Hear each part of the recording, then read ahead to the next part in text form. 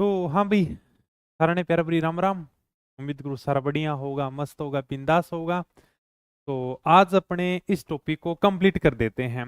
Topic अपना चल रहा था राजस्थान के अभ्यारण्य, जिसके अंदर हमने पहली क्लास में राष्ट्रीय अभ्यारण्य के बारे में पढ़ा था।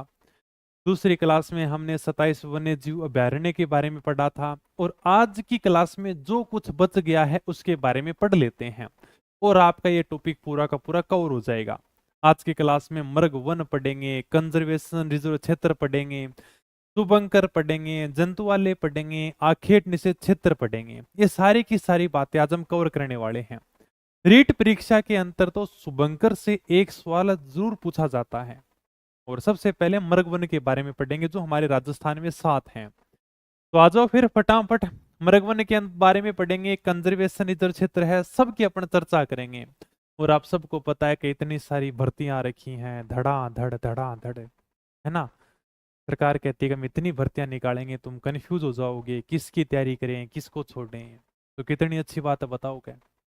अरे इतनी वैकेंसी कभी देखने को मिलती है क्या? स्टूडेंट खुद कंफ्यूज है। पहले का समय ये था कि यार वैकेंसी कब आएगी, क्या वैकेंसी आएगी तब कोचिंग करने चलेंगे। अब तो ऐसा माहौल हो रखा है पिछले साल 1.5 साल से का बच्चा फ्री नहीं है कि तैयारी किसकी करूं। मैं सही बता रहा हूँ, सरकार तुम सबको नौकरी लगा के मानेगी। जिस हिसाब से भर्तियां आ रही है ना, तुम सारे के सारे नौकरी लगोगे। पढ़ने वाला कोई बेरोजगार रहेगा नहीं। इस साल तो रहेगा नहीं, आगे का मुझे पता नहीं भाई। तो ऐ साल तो किना नहीं किना लाग ही जाओ, बढ़िया पढ़ पाट की बढ़िया तैयारी करके क्या। ठीक है। अरे जेल प्रहरी को कोर्स पूरा हो गयो, कठू ऐड कर दिया ही तेरे। हम पीवाई की यूट्यूब पे करवा देंगे, कोई दिक्कत नहीं है। चलो करें स्टार्ट फिर। तो सबसे पहले हम मर्ग वन के बारे में पढ़ेंगे। मर्ग मर्ग का मतलब होता है हिरण, और वन का मतलब वन होता है भाई। मर्ग का अर्थ तो होता है हिरण, और वन का मतलब वन होता है। तो राजस्थान में ऐसे 7 मर्ग वन क्षेत्र हैं जिसमें हिरण आराम से घूम फिर सकता है, बढ़िया तरीके से विचरण कर सकता है, बिना भय के घूम सकता है। ये हिरणों का क्षेत्र है जहां पर हिरण अपनी मौज मस्ती में घूमता है। इसमें केवल अपने को नाम ध्यान रखना है कि कौन सा मृगवन कहां पर है। ठीक है। तो ये मृगवन होते हैं। इस प्रकार से राजस्थान में 7 मृगवने निश्चित किए गए हैं। और सबसे ज्यादा जो इंपॉर्टेंट है वो है अमृतादेवी मृगवन, जो कई बार एग्जाम में पूछा जाता है। केवल आपको नाम ध्यान रखने हैं। ठीक है। राजस्थान में कितने मृगवन है? 7 मृगवन है। पहला है चित्तौड़गढ़ मृगवन। कहां पर है सर? चित्तौड़गढ़ में है। अब आप सबको पता है चित्तौड़गढ़ का क्या ही पूछेगा वो। मान लो एग्जामिनर सीधा सा क्वेश्चन पूछेगा, चित्तौड़गढ़ मृगवन कहां पर है, ये तो सारे बता देंगे सर चित्तौड़गढ़ में है। और ये राजस्थान का सबसे प्राचीन मृगवन है, मतलब सबसे पहला है। तो सबसे प्राचीन तो अपने आप ही हो गया अभी। तो ये राजस्थान का सबसे प्राचीन मृगवन है। सर हमें तो देखना है ये मृगवन होते क्या है, किस प्रकार का क्षेत्र होता है। ये देखो, ये आप देख सकते हो चित्तौड़गढ़ का मृगवन। इस प्रकार से हिरणों के लिए एक निश्चित क्षेत्र घोषित कर दिया जाता है। आगे आप देख ही रहे हो, फोटो लगा रखी है। मृगवन आपको बुला रहा है, इनके क्या करो, संरक्षण करो। इसमें हिरण आराम से मौज मस्ती के साथ में घूमते रहते हैं। तो ये सरकार के द्वारा एक निश्चित क्षेत्र घोषित कर दिया गया, और ये एक मृगवन हो गया। तो ये चित्तौड़गढ़ के अंदर है। ये अपने राजस्थान का सबसे प्राचीन है। दूसरा कहां पर सर? दूसरा अपने सज्जनगढ़ के अंदर है। ये आप देख सकते हो सज्जनगढ़ मृगवन। ये कहां पर है सर? ये अपने उदयपुर के अंदर है। ठीक है। 2 मृगवन, केवल अपने को नाम ध्यान रखने हैं, बाकी इसमें कुछ भी ध्यान नहीं रखना है। तीसरा है पुष्कर मृगवन। ये सब बता देंगे सर। पुष्कर मृगवन कहां पर है सर? अजमेर के अंदर है। चौथा है माचिया सफारी पार्क। ये अपना मृगवन है, जो कहां पर है? जोधपुर में। ये आप माचिया सफारी की फोटो देख सकते हो। इसके अंदर हिरण आराम से घूम फिर रहे हैं। ये माचिया सफारी पार्क हो गया। पांचवा अशोक विहार, जो कहां पर है? जयपुर में है। छठा है संजय उद्यान, जो शाहपुरा जयपुर में है। और सातवां है खेजड़ली, सॉरी, अमृता देवी मृगवन। अमृता देवी का जब भी नाम आता तो खेजड़ली की घटना याद आती है। तो अमृता देवी मृगवन कहां पर है? खेजड़ली जोधपुर में है। और ये बार बार में एग्जाम में पूछा गया। अगर मैं बात करूं सर इन 7 मृगवन में इंपॉर्टेंट कौन सा है, तो यही है अभी अमृतादेवी मृगवन। कहां पर है सर? खेजड़ली जोधपुर में है। ये आप देख सकते हो अमृतादेवी मृगवन की फोटो। यहाँ पर देखो आप, मनुष्य भी घूम रहा है, इसी के साथ में हिरण भी आपको दिखाई दे रहे हैं।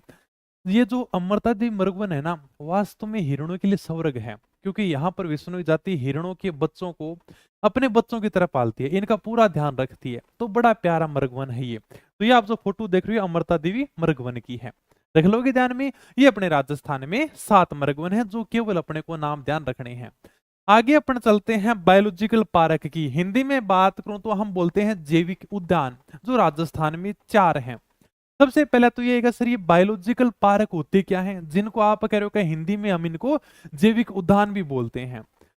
इनका मैं तुम्हें जैसे नाम बता रहा हूं कि सर बायोलॉजिकल पार्क, अगर एग्जाम में सिंपल सा क्वेश्चन आएगा कि कौन सा बायोलॉजिकल पार्क कहां पर है। ये बायोलॉजिकल पार्क होते क्या है कि सरकार के द्वारा एक निश्चित क्षेत्र घोषित किया जाता है, मतलब सरकार के द्वारा एक गार्डन बनाया जाएगा, सरकार के द्वारा एक पार्क बनाया जाएगा, उसमें जीव जंतुओं को छोड़ दिया जाएगा। ये जितने भी पार्क बनाए जाते हैं ना, सब शहरों में बनाए जाते हैं। यानी आप जितने भी ये बायोलॉजिकल पार्क देख रहे हो राजस्थान में 4, ये सारे के सारे सिटी के अंदर हैं, गांव में नहीं है। क्योंकि इससे पर्यटक को बढ़ावा मिलेगा, ताकि ज्यादा से ज्यादा लोग इन पार्क का भ्रमण कर सकें। सर समझे नहीं? जैसे मान लो कि तुम जयपुर में रहते हो, जयपुर के अंदर तो पैसे वाले लोग हैं, आप सब यानी कि जयपुर में कोई कोचिंग कर रहे होंगे या फिर आप जयपुर में रह रहे होंगे। अब आपको कोई बाघ देखना है, यार सर हमें तो टाइगर देख के आना है, तो टाइगर देखना है तो रणथंभौर जाना पड़ेगा या फिर आपको सरिस्का जाना पड़ेगा।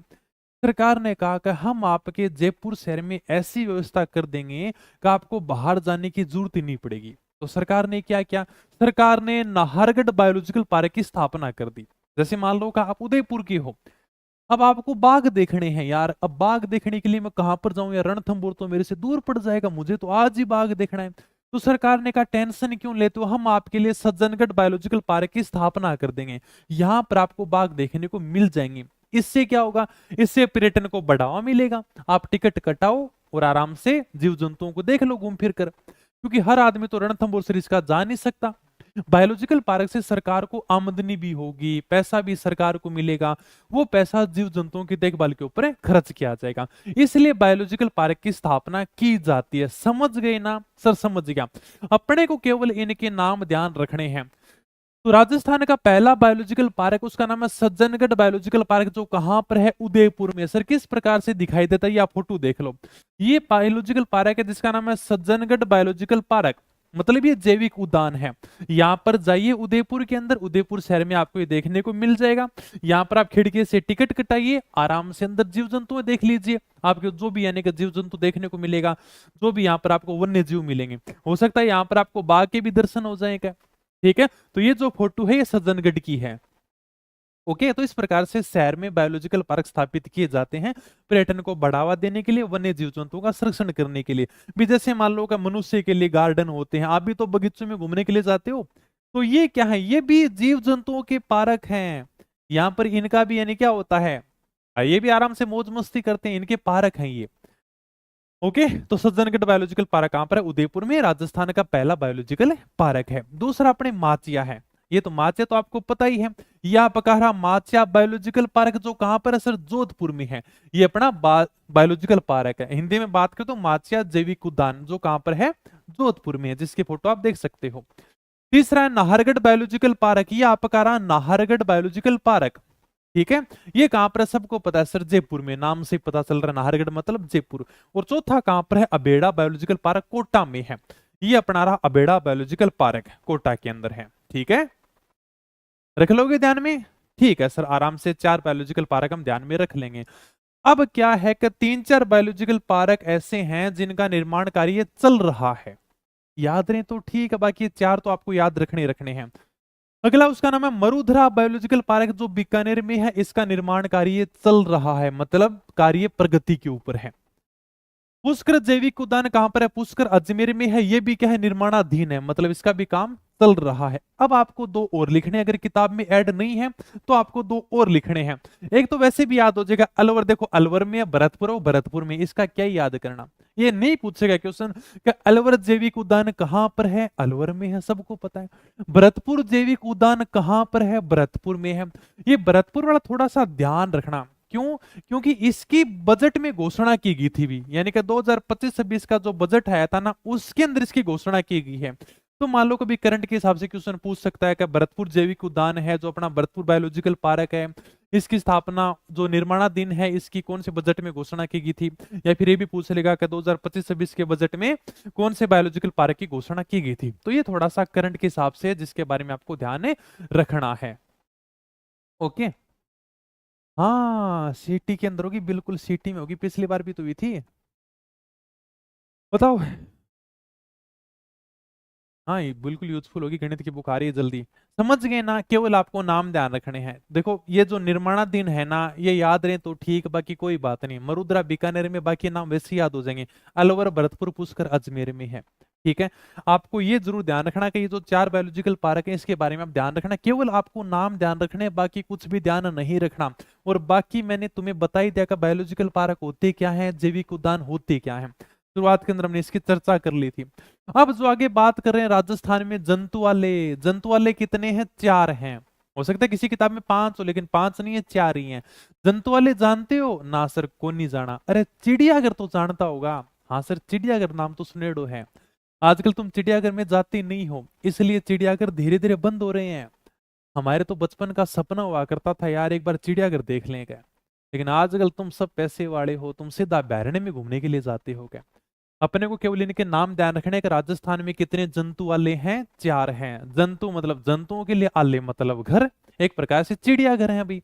तो पहला कौन सा? रामनिवास बाग जयपुर में कभी गए हो क्या? ये राजस्थान का पहला जंतुआलय है। जयपुर जंतुआलय कहां पर है? सर रामनिवास बाग जयपुर में है। जयपुर के शासक राम सिंह सेकंड के द्वारा 1876 में स्थापित किया गया था ये। ठीक है, इस प्रकार से आपको जंतु देखने को मिल जाएंगे इसमें। चिड़ियाघर है एक प्रकार से ये। या एक, हाँ ये थोड़ा सा आपको ध्यान रखना कि यहाँ पर तेंदुओं की देखभाल के लिए एक कार्यक्रम चलाया गया था जिसका नाम था तेंदुआ पुनर्वास कार्यक्रम। ये पिछली बार सीटी की परीक्षा में पूछा गया सवाल था, करंट के हिसाब से था। क्या भाई का कौन से जंतुआलय में तेंदुओं की देखभाल के लिए तेंदुआ पुनर्वास कार्यक्रम चलाया गया था? अर्थात यह कार्यक्रम तेंदुओं के संरक्षण के लिए चलाया गया था। कहां पर चलाया गया था? जयपुर के जंतुआलय में चलाया गया था। बस अब कर देंगे फिनिश। और बताओ, हाँ जल्दी जल्दी चले। चलो ठीक है, पहला जंतु वाले कंप्लीट है। अरे हो गए तुम्हारी, कितनी तो ज्योग्राफी बची है। 4th ग्रेड के तो 2 टॉपिक बचे हैं, फिर तुम्हारे चलो वही टॉपिक करवाऊंगा मैं। पहले जनगणना, जनगणना में क्या है, आंकड़े याद करने, कर लेना तुम। परिवहन दे ही रखा है तुम्हें, तुम्हें पढ़ना नहीं है, बस मैं करवा दूं सारे टॉपिक। चले आगे। उदयपुर जंतु वाले। उदयपुर जंतु वाले कहां पर? गुलाबबाग उदयपुर में है। ये आपका रहा भाई साहब उदयपुर जंतु वाले, खुद देख लो फोटो। कितनी शानदार सुविधा है, फोटो देखो हर चीज की। सर उदयपुर जंतु वाले कभी घूमे ही नहीं है। कहां पर है सर? गुलाबबाग उदयपुर में, फोटो देख लो भाई। 1878 में मेवाड़ के महाराणा स्वरूप सिंह ने इसको स्थापित किया था। अगला कहां पर है सर? बीकानेर जंतु वाले कहां पर मिलेगा? बीकानेर में। अगला कोटा के अंदर, कोटा में मिलेगा, ये आपका कोटा जू रहा। ठीक है, तो कोटा जंतुआलय कहां पर है? कोटा के अंदर है। ये राज्य का नवीनतम जंतुआलय है। जयपुर वाला पुराना है, ये अपना नया है। तो ये राजस्थान के अंदर कितने जंतुआलय हैं? 4 जंतुआलय हैं। अब हम बात करते हैं राजस्थान के कंजर्वेशन रिजर्व क्षेत्र की। ये कितने हैं? वर्तमान में 37 हैं, बढ़ भी सकते हैं। जब बढ़ेंगे तो मैं टेलीग्राम के ऊपर अपडेट डाल दूंगा। कंजर्वेशन रिजर्व है, हिंदी में मतलब होता है संरक्षित क्षेत्र। कंजर्वेशन रिजर्व है मतलब संरक्षित क्षेत्र। यह एक प्रकार का ऐसा संरक्षित क्षेत्र है जिसमें वन्य जीवों को संरक्षण दिया जाता है। यहां पर वन्य जीवों को संरक्षण दिया जाएगा। मुख्य उद्देश्य यह है कि इस क्षेत्र में वन्य जीवों को सुरक्षित रखा जाए। सरकार एक जगह का निर्धारण करती है, जैसे मान लो कि यह एक जगह है। सर कौन सी जगह है? कोई भी उदाहरण मान लेते हैं कि मान लो यह एक जगह जिसका नाम है बालेश्वर है। ये कहां पर है? सीकर के अंदर है। ये एक जगह है बालेश्वर, और सरकार ने इस जगह का निर्धारण कर लिया। सरकार कहेगी कि ये जो क्षेत्र है ना, यह क्षेत्र कंजर्वेशन रिजर्व का है। मतलब सरकार ने इसे कंजर्वेशन रिजर्व घोषित कर दिया, तो इस क्षेत्र में कोई भी जीव जंतु पाया जाएगा, कोई भी वनस्पति पाई जाएगी, उसकी पूरी की पूरी निगरानी सरकार के द्वारा की जाएगी। उस क्षेत्र को सरकार ने अपने अधीन कर लिया है। और इसमें केवल अपने को नाम ध्यान रखना है, बाकी ऐसा कुछ ध्यान नहीं रखना। कंजर्वेशन रिजर्व क्षेत्र प्रत्येक एक जगह है। बालेश्वर सीकर में एक जगह है, पीड़ मुहाना जयपुर के अंदर एक जगह है। ठीक है, तो सारी की सारी एक जगह है ये। केवल अपने को नाम ध्यान रखना है कि कौन सा कंजर्वेशन रिजर्व है, किस जिले में है। एग्जामिनर आपसे केवल इतना ही सवाल पूछेगा। अगर अभी आप पीछे 5-10 दिन में जो आरपीएससी के एग्जाम हुए हैं उसके अंदर 2-3 सवाल केवल कंजर्वेशन रिजर्व के आए हैं। अगर आप एग्जाम को लेकर अपडेट रहते हो, जो मैं प्रत्येक वीडियो में डालता हूं, कभी इस प्रकार के सवाल पूछे गए हैं, तो आपने देखा होगा कि प्रत्येक एग्जाम के अंदर आरपीएससी ने कंजर्वेशन रिजर्व के सवाल पूछे हैं। और क्या पूछा है? केवल नाम पूछे हैं। इसके अलावा उसने कुछ भी नहीं पूछा कि भाई ये कंजर्वेशन रिजर्व कहां पर है। बाकी ये नहीं ध्यान रखना कि इसका क्षेत्रफल कितना है, या फिर इसका घोषित कब किया गया था, कितनी तारीख को किया गया था, अपने से याद नहीं होंगे। ठीक है, इसका क्षेत्रफल भी याद नहीं होगा, कितनी तारीख को घोषित किया गया था वो भी याद नहीं रखना। हाँ, जो नवीनतम है ना वो आप ध्यान रख सकते हो। ठीक है, तो समझ गए ना, कंजर्वेशन रिजर्व मतलब एक संरक्षित क्षेत्र है। तो एक प्रकार की सरकार ने क्या कर दिया, इसको एक संरक्षित क्षेत्र घोषित कर दिया। चलिए, तो राजस्थान का सबसे बड़ा कंजर्वेशन रिजर्व है वो तो बालेश्वर सीकर के अंदर। सर्वाधिक कंजर्वेशन रिजर्व 12 के अंदर है। जैसे अभी आप पढ़ोगे ना तो 12 के अंदर है, ये केवल जगह है। और सबसे छोटा कंजर्वेशन रिजर्व वो है बीड़ मुहाना बी, कहां पर है? जयपुर के अंदर है। ठीक है, अब यानी कि कौन से 37 कंजर्वेशन रिजर्व उनकी हम बात कर लेते हैं। ठीक है, बिसलपुर कंजर्वेशन रिजर्व केकड़ी नहीं होगा, टोंक होगा। ये पीडीएफ में गलत है। ओके, तो ये थोड़ा सा मैं अपडेट कर दूंगा, कोई बात नहीं, पुरानी पीडीएफ थोड़ा सा इसने मिस्टेक कर दी यहाँ पर। तो बिसलपुर तो सबको पता है कहीं, अब यानी का कहां पर है? टोंक में है। केकड़ी है वो जिला हट चुका है, तो इसका वर्तमान में कोई लेना देना नहीं है। और वैसे भी किताब में टोंक दे रखा है। केवल अपने को नाम ध्यान रखना, सिंपल सा पूछेगा बिसलपुर कंजर्वेशन रिजर्व कहां पर है? टोंक में है। दूसरा है जोड़बीड़ कहां पर है? बीकानेर में। केवल नाम ध्यान रखने हैं। सुंदा माता कहां पर है? जालोर सिरोही में है। गुड्डा विष्णुयन कहां पर है? जोधपुर में है। साकंबरी कहां पर है? सिकर झुंझुनू के अंदर। नाम ध्यान रख लोगे? हाँ सर, रख लेंगे बस। गोगेलाव नागौर में, बीड़ झुंझुनू के अंदर है, रोटू नागौर के अंदर है, उमेदगंज पक्षी विहार कोटा के अंदर है, ज्वाई बांध पाली के अंदर है। ये ऐसे सरकार के द्वारा कंजर्वेशन रिजर्व क्षेत्र घोषित किए गए हैं। इनमें पूरा का पूरा सरकार का अधिकार होगा। इन पर जो भी वनस्पति पाई जाती है, जो भी जीव जंतु पाए जाते हैं, सरकार उनकी देखभाल करेगी। अब सरकार अभ्यारण्य तो नहीं बना सकती इतने, लेकिन उन्होंने क्या कर दिया? कंजर्वेशन रिजर्व क्षेत्र घोषित कर दिए गए। ठीक है, केवल अपने को नाम ध्यान रखना, इसके अलावा तुम्हें कुछ भी ध्यान नहीं रखना। अभी आरपीएससी ने जो क्वेश्चन पूछे उनके बारे में बता दूंगा। बांसियाल खेतड़ी झुंझुनू में है। बांसियाल खेतड़ी बागोर भी कहां पर है? झुंझुनू के अंदर है। आगे फिर ज्वाई बांध टू पाली के अंदर है। ये नाम ध्यान रख लेना। रणखार जालूर में है। एक चीज आप ऐड कर लेना, जो किताब के अंदर लास्ट में रणखार लिखा हुआ है ना, ये थोड़ा सा आप एक चीज ऐड कर लेना, ये जंगली गधों के लिए प्रसिद्ध है भाई। हालांकि अब तक कभी पूछा तो नहीं गया है, लेकिन मैं थोड़ा सा ऐड करवा रहा हूं। अगर मान लो पूछ ले के कौन सा कंजर्वेशन रिजर्व है जंगली गधों के लिए प्रसिद्ध है, तो वो कौन सा हो जाएगा? रणखार हो जाएगा, जो कहां पर है? जालूर में है। तो ये बात आपको किताब में ऐड करनी है। कर लोगे ना? बिल्कुल कर लेंगे सर। शाहबाद तलटी कहां पर है? 12 के अंदर है। बीड़ गासियापुला कहां पर है? शाहपुरा के अंदर है। ठीक है, शाहपुरा कौन सा? भीलवाड़ा वाला, इसको काट के तुम भीलवाड़ा ही कर लेना। ठीक है, शाहपुरा भी हट चुका है। ये मैं अपडेट करवा दूंगा, एक दो है वो अपडेट नहीं किए हैं, कोई बात नहीं, पीडीएफ में अपडेट करवा दूंगा मैं। बागदड़ा क्रोकोडाइल कहां पर है? उदयपुर में है। ये मगरमच्छ के लिए फेमस है, ये चीज भी आपको ऐड करनी है। ठीक है, ये चीज भी आप ऐड कर लेना। बागदड़ा क्रोकोडाइल जो कंजर्वेशन रिजर्व क्षेत्र है वो उदयपुर के अंदर है, और यह कंजर्वेशन रिजर्व मगरमच्छ के लिए संरक्षित किया गया है। वाडा खेड़ा बीड़ कहां पर है? सिरोही के अंदर है। ओके सर, कैन पूछ होते रोटी खाली के आपस में बात लाग रहा। झालाना आमगढ़ कहां पर है? जयपुर के अंदर है। रामगढ़ कहां पर है? 12 के अंदर है। खरमोर कहां पर है? अजमेर के अंदर है। हमीरगढ़ भीलवाड़ा के अंदर है। सोरसन फर्स्ट हो, सेकंड हो, थर्ड हो, तीनों के तीनों 12 के अंदर है। कुर्जा कहां पर है? फलोदी में है। बांज आमली कहां पर है? 12 के अंदर है। ठीक है, रख लोगे ध्यान में? ओ सर, रख लेंगे। बालेश्वर सीकर में है। बीड़ मुआना ए हो, बी हो, ये दोनों के दोनों कहां पर है? जयपुर के अंदर है। केवल नाम ध्यान रखने हैं। गंगा भैरव घाटी अभी आरपीएससी ने पूछा था, ये पूछा गया था गंगा भैरव घाटी कहां पर है? अजमेर के अंदर है। आरपीएससी ने पूछा था ये क्वेश्चन। ठीक है, मासिर कहां पर है? उदयपुर में। बीड़ फतेहपुर कहां पर है? सीकर में है। अमरख महादेव लेपर्ड ये भी पूछा गया था। अमरख महादेव लेपर्ड आरपीएससी ने पूछा था ये। ठीक है, शायद फर्स्ट ग्रेड में पूछा था ये। अमरख महादेव लेपर्ड कहां पर है? उदयपुर में है। और आसोप ये अपना राजस्थान का नवीनतम कंजर्वेशन रिजर्व है अब तक, तो कहां पर है? शाहपुरा भीलवाड़ा के अंदर है। ये आपको थोड़ा सा ध्यान रखना है। ये आसोप कंजर्वेशन रिजर्व 27/8/2024 को क्या किया गया था, घोषित किया गया था। सर किन के लिए फेमस है ये, काले हिरणों के लिए फेमस है। अंग्रेजी में बात करें तो ब्लैक बक के लिए फेमस है ये, तो ये आपको थोड़ा सा ध्यान रखना है। ठीक है, ये राजस्थान का नवीनतम कंजर्वेशन रिजर्व है, इसकी आप तारीख ध्यान रख लेना, बाकी की मत रखना। 27/8/2024 को काले हिरणों, अंग्रेजी में बात करें तो ब्लैक बक के लिए संरक्षण रिजर्व के रूप में इसको विकसित किया गया है, रख लोगे ध्यान में। तो ये राजस्थान में 37 कंजर्वेशन रिजर्व क्षेत्र हैं, जिसमें केवल अपने को नाम ध्यान रखने हैं कि कौन सा कंजर्वेशन रिजर्व कहां पर है, इसके अलावा तुम्हें कुछ भी ध्यान नहीं रखना। बताओ। हाँ, अरे और आ जाएंगे, पोस्ट आएंगे आएंगे, बिल्कुल आएंगे, फर्स्ट लेवल में भी। आज से फोर्थ ग्रेड, हाँ कर लो रे तुम, करते तो रहो, तुम तैयारी तो करो। आज से उसकी तैयारी कर लेंगे, इतनी भर्ती आ रही हैं, तुम पता नहीं कहाँ कंफ्यूजन में रहते हो। चलूं आगे, बताओ फिर, यहाँ तक कोई दिक्कत हो तो। सर नॉर्मल सा, आप क्या समझाओगे इसमें, कौन सी जगह कहां पर, अब मैं क्या समझाऊं, अम्र का महादेव लेपर्ड कहां पर है, उदयपुर में है, इसमें कोई बात मैं समझा ही नहीं सकता। ये कंजर्वेशन रिजर्व क्षेत्र है। ओके सर, फिर यानी कि सुंदा माता कंजर्वेशन रिजर्व क्षेत्र, ये जालोर सिरोही के अंदर है। सर किसके लिए फेमस है, यहाँ पर भालू अभ्यारण्य विकसित किया गया है, देश का पहला भालू अभ्यारण्य के रूप में इसको विकसित किया गया है। तो सुंदा माता कंजर्वेशन जो जालोर सिरोही में है, इसे देश के पहले भालू अभ्यारण्य के रूप में विकसित किया गया, ये थोड़ा सा ध्यान रखना, मतलब भालुओं के लिए इसको विकसित किया गया है, सुंदा माता कंजर्वेशन रिजर्व क्षेत्र को।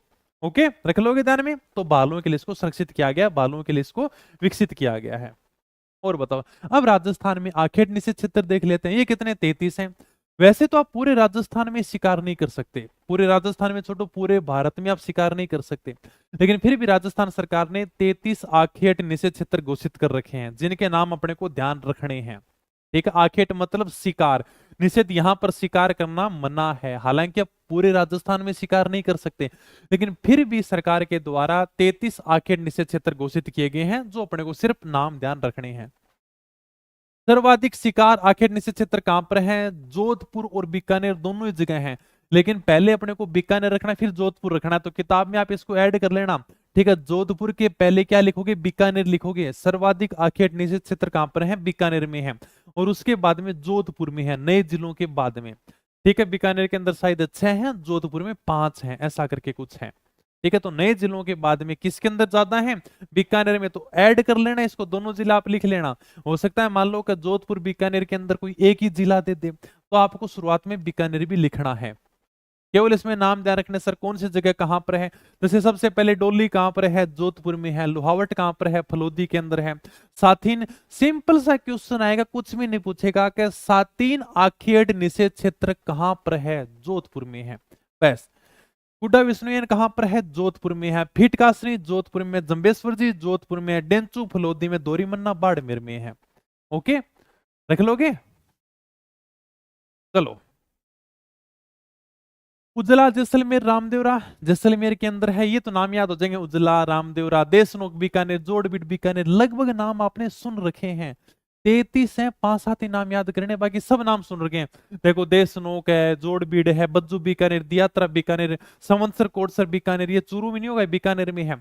मुकाम बीकानेर के अंदर है, सेंथल सागर दौसा, महला जयपुर है, बरदोद कोट पुतली बहरोड, जोड़िया खैरतल तिजारा के अंदर है।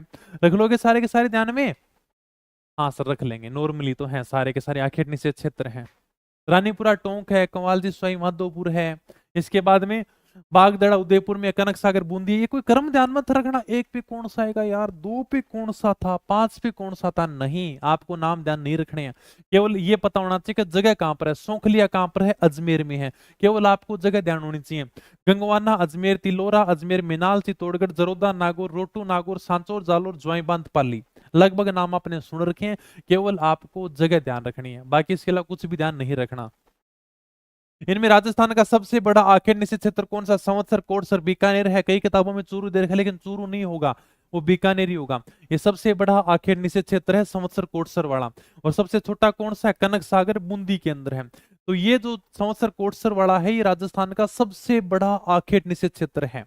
ठीक है, तो बहुत बड़ा है, जहां पर आप शिकार नहीं कर सकते, और सबसे छोटा कनक सागर बूंदी में है। अब 2016 के अंदर क्या हुआ कि राजस्थान के प्रत्येक जिले का अलग अलग शुभंकर घोषित किया गया। 2016 में राजस्थान सरकार ने प्रत्येक जिले का वन्य जीव शुभंकर घोषित कर दिया कि प्रत्येक जिले का एक वन्य जीव शुभंकर होगा। इससे क्या होगा, वन्य जीवों को बढ़ावा मिलेगा, उस जिले के लोग अपने वन्य जीव के बारे में जान सकेंगे। 2016 में राजस्थान में 33 जिले हुआ करते थे, इसलिए 33 जिलों के 33 शुभंकर घोषित किए गए थे। हालांकि अब जिलों की संख्या बढ़ गई है, लेकिन अभी भी हमें वो 33 शुभंकर है वो ध्यान रखने हैं।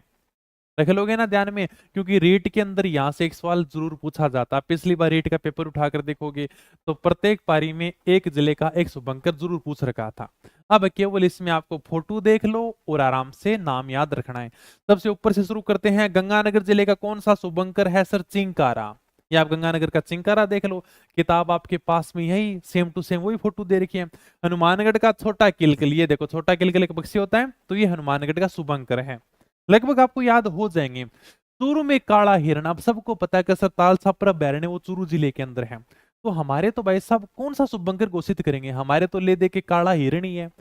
तो देखो चूरू और झुंझुनू ऐसे जिले हैं जो दोनों पास पास में हैं, तो चूरू वालों को तो मिला काला हिरण और झुंझुनू वालों को मिला काला तितर।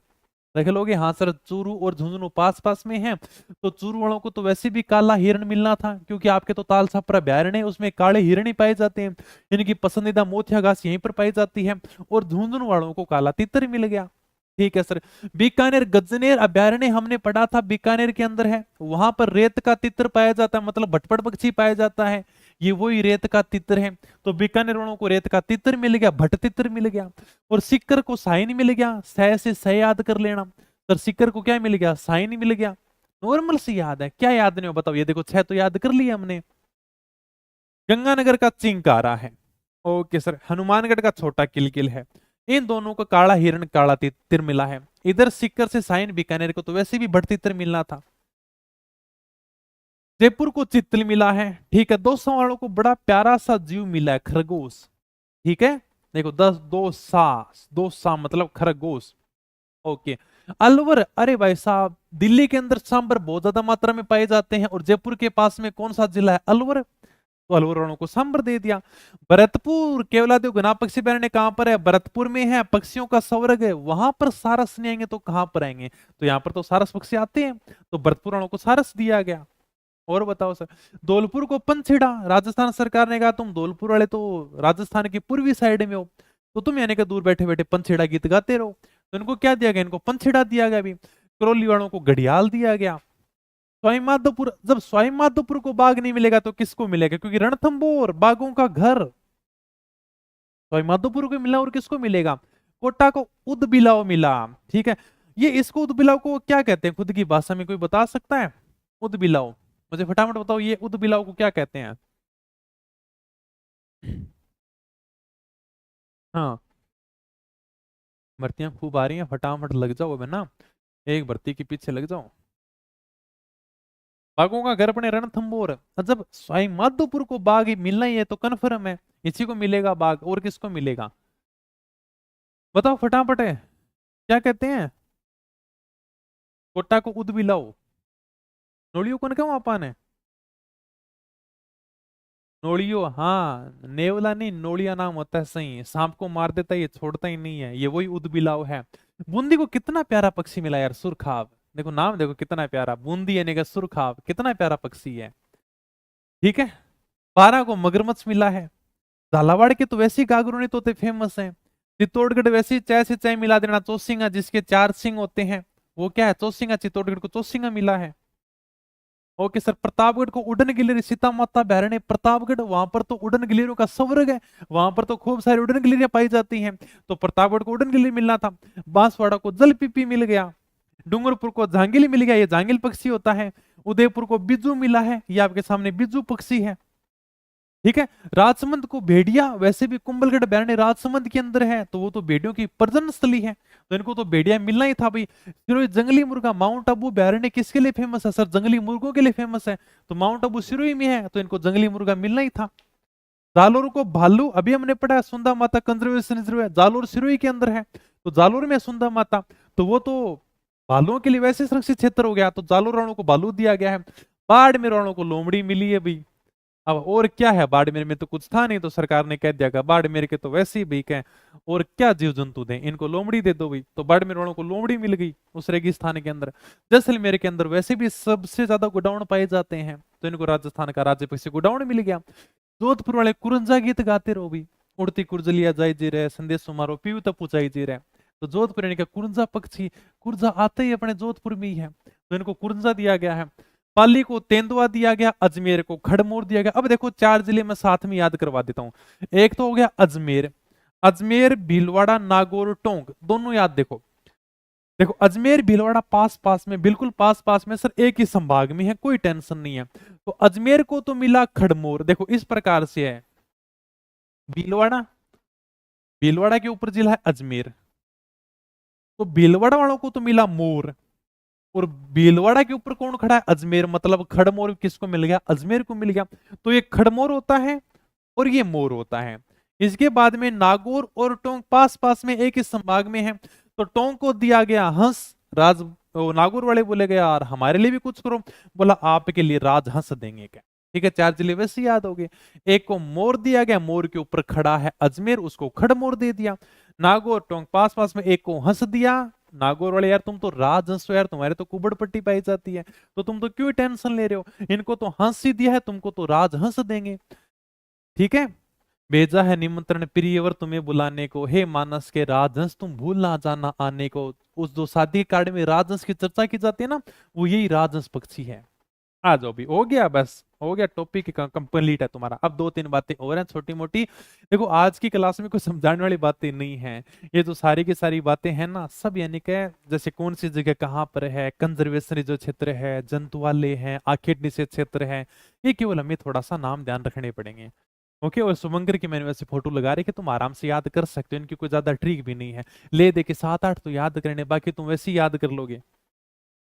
अब देखो लेपर्ड, लेपर्ड का मतलब हिंदी में बोले तो तेंदुआ, अंग्रेजी में बोल देता है लेपर्ड सफारी, हिंदी में बोल देते तेंदुआ सफारी।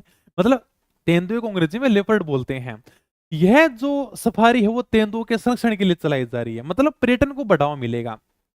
तो पर्यटक हैं वो तेंदुआ देखने के लिए जाएंगे, तो तेंदुओं के संरक्षण के लिए यह चलाई जा रही है। एक जगह का निर्धारण किया गया सरकार के द्वारा, और वहां पर तेंदुओं को छोड़ दिया जाता है। फिर यानी पर्यटक है वो तेंदुओं को देखने के लिए जाते हैं। देखो तेंदुआ अलग होता है, जैसे शेर अलग होता है, बाघ अलग होता है, चीता अलग होता है, चीता फास्ट बहुत भागता है, लेकिन तेंदुआ इनसे अलग होता है। ठीक है, चारों अलग होते हैं जानवर, कभी कभी हम एक ही सोच लेते हैं। तेंदुआ एक ऐसा होता है जो यानी कि इन चारों के अंदर, तेंदुआ जो जानवर होगा वो अपने शिकार को पकड़कर पेड़ के ऊपर ले जा सकता है, बाकी नहीं ले जा सकते। शेर शिकार कर लेगा लेकिन पेड़ के ऊपर नहीं लेके जाएगा। तेंदुआ क्या करेगा, शिकार पकड़ेगा और उसको पेड़ पे लेके चला जाएगा, वहां से शिकार को खा सकता है। ओके, तो तेंदुओं के संरक्षण के लिए चलाई जा रही एक सरकार के द्वारा क्षेत्र को घोषित कर दिया गया, और वहां पर तेंदुए छोड़ दिए गए। अब यानी कि पर्यटक है उन तेंदुओं को देखने के लिए जाएंगे। आप देख ही सकते हो 2 प्यारे से तेंदुए खड़े हैं। अब हो सकता है तेंदुआ है या तेंदुई है, लेकिन 2 खड़े हैं तो है यहाँ पर, और इनको क्या है पर्यटक देख रहे हैं। तो ये क्या होगी, लेपर्ड सफारी होगी। ठीक है, तो पेंथर, पेंथर भी बोलते हैं, पेंथर तेंदुओं के संरक्षण के लिए चलाई जा रही है। झालाना जयपुर, यहां पर देश का पहला लेपर्ड प्रोजेक्ट चलाया गया था। सबसे पहला देश का कहां पर चलाया गया, झालाना जयपुर में चलाया गया था। केवल जगह आपको ध्यान रखने, जंतुआलय 5 नहीं है, 4 ही हैं। ठीक है, कई किताबों में हो सकता है 5 देखो, लेकिन 4 ही देखने को मिलेंगे आपको। केवल आपको जगह ध्यान रखना है। सिंपल सा क्वेश्चन पूछेगा कि राजस्थान में कौन सी जगह लेपर्ड सफारी चलाई जा रही है, कौन सी जगह लेपर्ड सफारी नहीं चलाई जा रही है। अब तुम सोचोगे यार ये लेपर्ड क्या है यार, लेपर्ड लेपर्ड क्या है, पता नहीं। अब मुझे पता है कि तुम इतने तो ज्यादा इंग्लिश मीडियम वाले हो नहीं, अभी तक तो नहीं, हो सकता 3-4 साल बाद हो जाओ, लेकिन अभी तो सारे के सारे हिंदी मीडियम वाले हो। तो लेपर्ड इसलिए मैंने कोष्टक में लिख रखा है, तेंदुआ उसी को बोलते हैं, इसको हम पैंथर भी बोलते हैं।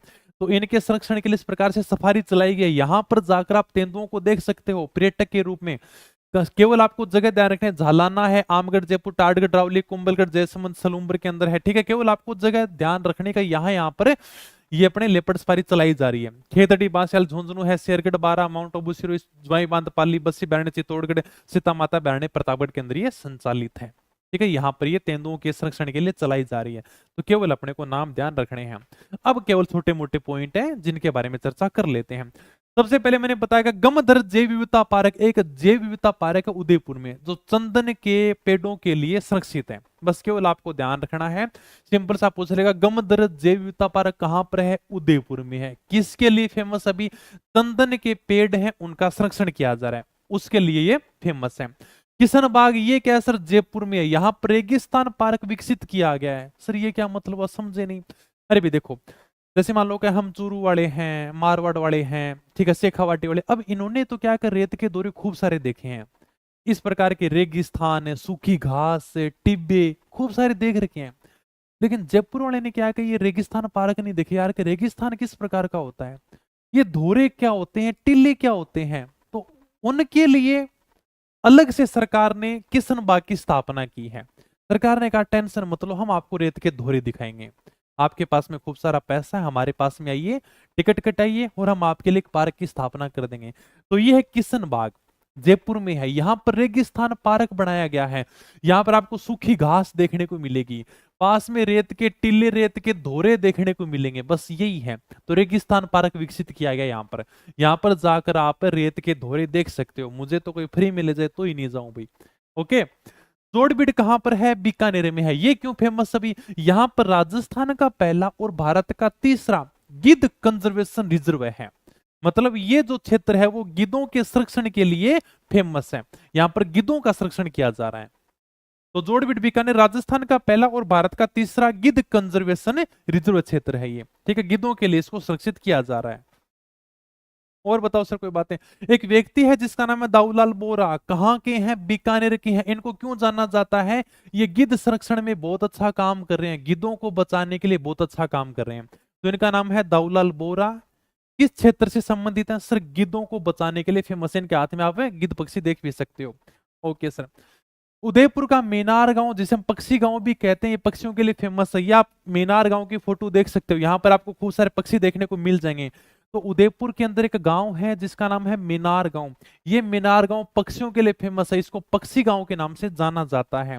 इसके अलावा राजस्थान का पहला बर्ड पार्क है वो उदयपुर में स्थापित किया गया है। यहाँ पर आप पक्षियों की खूब सारी नस्लें देख सकते हो। कहां पर जाओगे? गुलाब बाग में जाना, या फोटो देख लो बर्ड पार्क की, गुलाब बाग बर्ड पार्क उदयपुर में है ये। तो यहाँ पर आप जाओगे तो यहाँ पर आपको खूब सारे पक्षियों की फोटो देखने को मिल जाएगी। यहाँ पर अंदर भी आपको अलग अलग भांति के जीव जंतु पक्षी है वो देखने को मिलेंगे। तो ये क्या है? राजस्थान का पहला बर्ड पार्क है, पक्षियों का पार्क है, जो अपने उदयपुर में देखने को मिलेगा। गुलाब बाग उदयपुर में मिल जाएगा।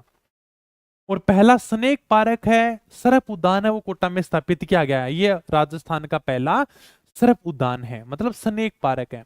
अभी तो हालांकि इतनी कोई नस्लें नहीं है सांप की, लेकिन हो सकता है भविष्य में आपको खूब सारी सांप की नस्लें देखने को मिल जाए। यहाँ पर धामण है, पीवड़ा है, कोबरा है, सारे सांप देखने को मिल जाएंगे। ठीक है। Captive animals of wild life habitats, ये क्या है सर? ये एक योजना है भाई। क्या योजना है सर? इसमें आप वन्य जीव को गोद ले सकते हो, और यह योजना सरकार के द्वारा चलाई जा रही है। सर समझे नहीं? जैसे मान लो कि आप चाहते हो यार मैं कोई वन्य जीव को गोद लूं, मुझे कोई बंदर को गोद लेना है, तो आप सरकार को पैसा दो और इस बंदर को आप गोद ले सकते हो। लेकिन आप इस बंदर को घर पर नहीं ला सकते, आपका केवल नाम हो जाएगा यार इस जीव जंतु को इस व्यक्ति ने गोद ले रखा है। हरियाणा सरकार इस योजना को खूब बढ़ावा दे रही है। जैसे पीछे की बात है कि जो स्टेट बैंक ऑफ इंडिया है ना, SBI है, उसने 2 लाख रुपए देकर एक बाघ को गोद लिया था। अब इसका मतलब ये नहीं कि स्टेट बैंक वाले हैं वो बाघ को अपने घर लेकर चले जाएंगे। वो कहेंगे क्या इस बाघ को हमने गोद लिया है और इसका जो संरक्षण का कार्य है वो हम करेंगे, इसका जो पैसा है जो भी इसके ऊपर खर्च होगा वो हम खर्च करेंगे क्या। तो बस इस प्रकार से आप यानी कि कोई भी जीव जंतु है उसको गोद ले सकते हो, आपका एक नाम हो जाएगा। तो वन्य जीवों को आमजन, जैसे हम जैसे लोग हैं वो आमजन ही है, कोई मान लो संस्था है वो कोई वन्य जीव प्रेमी है, इसको गोद लेने के लिए योजना प्रारंभ की गई। कोई भी व्यक्ति जाकर इस प्रकार से वन्य जीवों को गोद ले सकता है। थोड़ा बहुत सरकार को पैसा जमा कराना पड़ता है, जितना आप करा सकते हो उतना आप पैसा जमा करा सकते हो। ठीक है। हाँ, तुम्हें भी कोई गोद ले ले, है ना? चलो भाई नौकरी ला जाओ, फिर सारा गोद ले लेंगे ताने। पहले तो कोई गोद कौन लेगो, नौकरी लग जाऊगा जी तारी वैल्यू होगी ना, जितना अपना आप गोद ले लेंगे, फिर तो घना ही आ जाएगा गोद लेनी। अब भी कौन पूछा ताने कोई, बस इतनी बात है थोड़ी सी। आगे देखो, राजस्थान में अधिसूचित वेटलैंड की संख्या कितनी है? 76 है। राजस्थान सरकार ने वेटलैंड मतलब आर्द्र भूमि, आर्द्र भूमि यानी कि नम भूमि, नम भूमि के 76 स्थानों को चिन्हित कर रखा। आपको केवल संख्या ध्यान रखनी है। अभी राजस्थान में वेटलैंड की संख्या कितनी है, नम भूमि आर्द्र भूमि की संख्या कितनी है, 76 है। ओके, ठीक है, ठीक है, सर रख लेंगे। राजस्थान स्टेट वेटलैंड अथॉरिटी की स्थापना की गई है 2019 में। राज्य आर्द्र भूमि प्राधिकरण की स्थापना, अगर किताब में नहीं लिख रही है ना, इस बात को ऐड कर लेना कि राजस्थान स्टेट वेटलैंड अथॉरिटी यानी कि राज्य आर्द्र भूमि प्राधिकरण की स्थापना 2019 में की गई है। यह आपका डिपार्टमेंट है, state wetland authority, government of Rajasthan. Hindi में बात करूं तो राज्य आर्द्र भूमि प्राधिकरण। ये जो आर्द्र भूमि होती है, जो नम भूमि होती है, जहां पर हमेशा पानी भरा रहता है, ऐसे स्थान को चिन्हित करने का काम करती है। इसकी स्थापना 2019 में की गई थी, ठीक है, उनके संरक्षण का काम करती है। आगे मैंने एक बात लिख रखी है जो एग्जाम में पूछी भी गई है, बताओ क्या है। अथर्ववेद में भूमि सूक्त पर्यावरण जागरूकता के बारे में पहला लिखित दस्तावेज है। ये शायद पशु परिचय में पूछा गया था, पता नहीं किसमें पूछा गया था, मुझे एग्जाम तो देनी है, शायद जेल प्रहरी में आया था, पता नहीं। अथर्ववेद में भूमि सूक्त पर्यावरण जागरूकता के बारे में बताने वाला पहला लिखित दस्तावेज है। सर समझे नहीं? आप सबको पता है कि हमारे 4 वेद होते हैं, ऋग्वेद, यजुर्वेद, सामवेद और अथर्ववेद। अथर्ववेद में 730 सूक्त हैं और लगभग 6000 मंत्र हैं। सर ये सूक्त क्या होते हैं? सूक्त यानी कि वेदों का समूह है। जैसे एक व्यक्ति हो गया, 2 व्यक्ति, 10 व्यक्ति, 50 व्यक्ति, 50 व्यक्तियों का एक समूह हो गया। जैसे भी मैंने बताया कि अथर्ववेद में लगभग 6000 मंत्र हैं, उन मंत्रों का समूह बना रखा है, और जो समूह तो उसी का नाम है सूक्त है। तो अथर्ववेद में एक भूमि सूक्त भी है, ये जो आप नाम देख रहे हो ना, भूमि सूक्त, एक भूमि सूक्त भी है जिसमें धरती माता के लिए 63 मंत्रों का समूह बनाया गया है। अब देखो यार, धरती माता के लिए मंत्र, जैसे इस प्रकार से संस्कृत में मंत्र है कि माता भूमि पुत्रो अह पृथ्विया, अर्थात धरती हमारी माता है और हम इसके पुत्र हैं। इसलिए हम कहते हैं कि इस पर्यावरण के बारे में हमें जागरूक करने वाला अगर कोई पहला दस्तावेज है, अगर कोई पहला ग्रंथ है, तो वो है अथर्ववेद का भूमि सूक्त। मतलब हमें इस पर्यावरण के बारे में बताने वाला, इस धरती के बारे में बताने वाले, इन वन्य जीवों के बारे में बताने वाला अगर कोई पहला लिखित दस्तावेज था तो वो था अथर्ववेद। और अथर्ववेद के अंदर भी क्या था? भूमि सूक्त था। सूक्त समझ गए ना, मंत्रों का समूह है। इस भूमि सूक्त में लगभग यानी कि 63 मंत्र हैं और इन मंत्रों का समूह बना रखा है। तो इसके अंदर हमें मंत्रों के बारे में बताया गया है। तो ये क्वेश्चन पूछा गया था कि ऐसा कौन सा दस्तावेज है जो सबसे पहले हमें पर्यावरण जागरूक करने के बारे में बताता, पर्यावरण जागरूकता के बारे में हमें बताता है, तो वो था अथर्ववेद में भूमि सूक्त। बड़ा प्यारा सवाल था। तो इसी के साथ में आपका बैठने वाला टॉपिक हो जाता है कंप्लीट। तो मिलेंगे फिर हम एक नए टॉपिक में, नई क्लास में। तब तक धन्यवाद, थैंक यू, जय हिंद, जय भारत। और भर्तियां खूब सारी आ रही हैं, धड़ाधड़ आ रही हैं। जंतु वाले बता दिए 4 ही हैं, ठीक है, 5 मिल रहे हैं तो गलत मिल रहे हैं, 4 ही जंतु वाले हैं। बार बार में कॉपी पेस्ट मत करो। ये नौकरी ला जाओ, फिर मैं ताना सब ने गोद ले लूंगा, ठीक है, फिर थोड़ी थोड़ी सैलरी मन्ने दे जाइए होते। ओके,